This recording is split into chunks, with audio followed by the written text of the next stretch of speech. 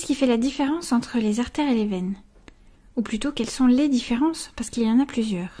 Ce sont des vaisseaux sanguins dans les deux cas, c'est sûr, mais il y a des différences importantes dans leur façon de fonctionner et dans ce qu'elles sont capables de faire.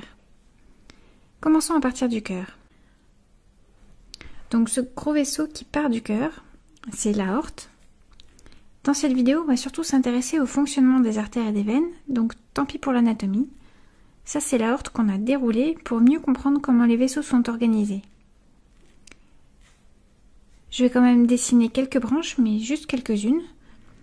Alors c'est sûr que le résultat n'est pas anatomiquement correct, mais c'est plus pratique pour parler de comment ça marche.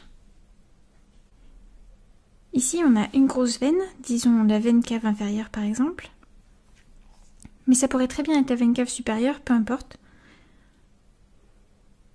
En tout cas, c'est une grosse veine qui ramène du sang de l'organisme vers le cœur. Je vais dessiner là aussi quelques branches, pour un peu plus de ressemblance. Et comment est-ce que le sang passe des artères aux veines? Eh bien, à ce niveau, si on zoome à cet endroit, tout au bout de chaque petite artère, le sang passe des artères aux veines par l'intermédiaire d'un troisième type de vaisseau, les vaisseaux capillaires. On va juste en faire quelques-uns là aussi, parce que dans la vraie vie, il y en a plutôt des milliers et des milliers. Et cet endroit là où on a zoomé, ça pourrait être n'importe où, au niveau de n'importe quel tissu ou organe du corps. Ça pourrait être au niveau d'un os, du nez, des orteils, peu importe. Donc tout ça, c'est une version vraiment très schématique de la circulation systémique. Et la circulation pulmonaire alors? Eh bien, elle est un peu à part. Ici, disons qu'on a les poumons.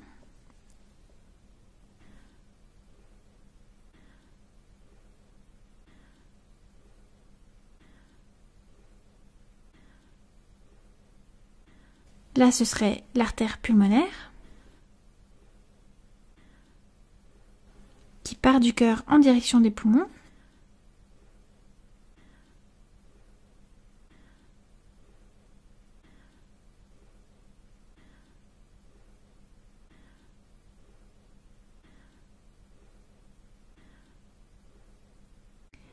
Et de l'autre côté, les veines pulmonaires.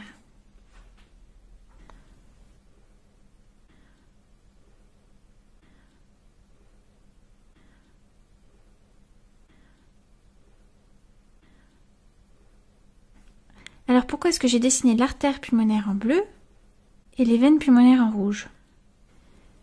C'est parce qu'on représente habituellement en rouge les vaisseaux qui contiennent du sang riche en oxygène et en bleu ceux qui conduisent du sang pauvre en oxygène. Peu importe que ce soit des artères ou des veines. En fait, à quoi est-ce qu'on reconnaît qu'un vaisseau est une veine ou une artère sur un schéma comme ça? Il faut se souvenir dans quel sens circule le sang. Comme ça.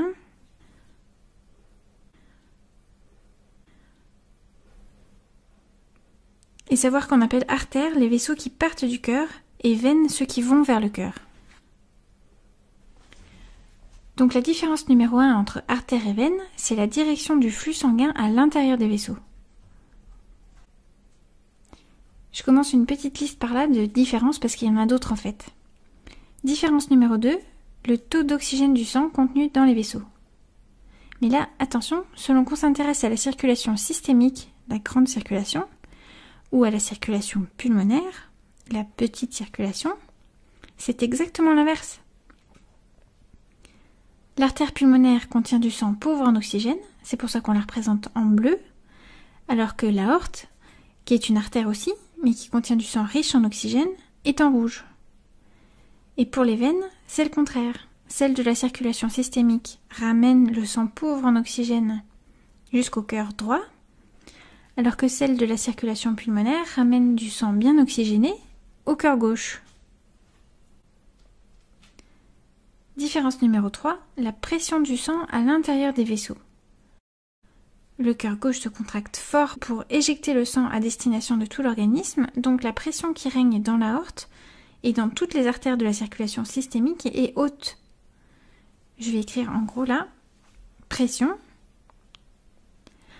alors que le sang qui revient dans les veines circule à basse pression. Donc je l'écris en petit.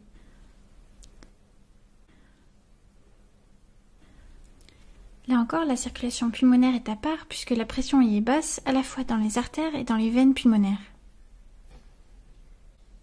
Et une chose qui va avec ces différences de pression, ce sont les différences de volume. Donc c'est toujours la différence numéro 3 parce que ça va avec les différences de pression, les différences de volume de sang contenu dans les vaisseaux. En fait, à un instant donné, si on prenait une photo de tout notre sang et qu'on pouvait regarder où il se trouve, on verrait qu'il y en a un peu dans les artères, là, donc un petit volume ici, alors que dans ces veines, c'est le contraire. On a peu de pression, mais un grand volume. Si on regarde en termes de pourcentage, quel pourcentage du sang se trouve à un instant donné dans les veines et dans les artères, on en trouve environ 15% dans les artères systémiques. À peu près 5% dans le cœur, 5% dans les capillaires, à l'autre bout, et environ 10% dans la circulation pulmonaire. Donc 15 et 5, 20, et 5, 25, et 10, 35. Et bien tout le reste, donc 65% du sang total de l'organisme à un instant donné, se trouve dans les veines systémiques. C'est assez énorme quand on y pense, que 2/3 du sang à chaque instant se retrouve dans ces veines.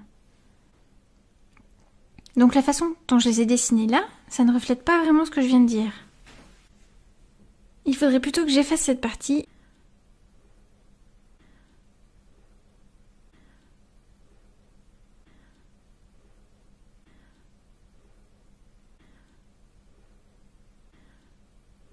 Et que je les dessine plutôt comme ça.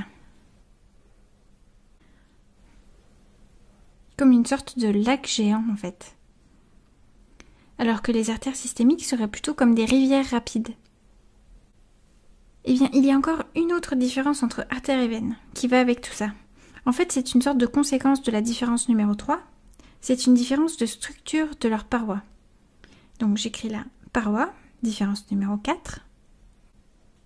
Parce que comme les artères et les veines ne sont pas soumises aux mêmes pressions, leurs parois n'ont pas les mêmes propriétés, les mêmes capacités. Les artères sont plus élastiques et capables de se contracter beaucoup plus que les veines. Les veines, de leur côté, ont quelque chose que les artères n'ont pas. Ce sont des valves. Comme dans le cœur, il y a des valves dans les veines systémiques qui ont la même fonction que dans le cœur, s'assurer que le sang va bien dans la bonne direction, qu'il ne repart pas en arrière. On imagine bien qu'il n'y en a pas besoin dans les artères, puisque le sang y circule avec une grande pression. Il va dans la bonne direction, pas de souci, il est obligé d'y aller. Alors que dans ces grosses veines, où il y a moins de pression, le sang peut finir par stagner, et ces valves évitent qu'il reparte d'où il vient. Donc imaginons maintenant qu'il y ait un accident au niveau de la paroi d'une de ces artères, quelqu'un qui se couperait par accident par exemple, au niveau d'une artère. Eh bien on va avoir une giclée de sang rouge qui va jaillir sous l'effet de la pression, à chaque battement de cœur. Et on peut avoir une véritable fontaine de sang si c'est une grosse artère. Alors que du côté veineux, ça n'a rien à voir. On aura plutôt une mare de sang foncé qui va s'écouler lentement.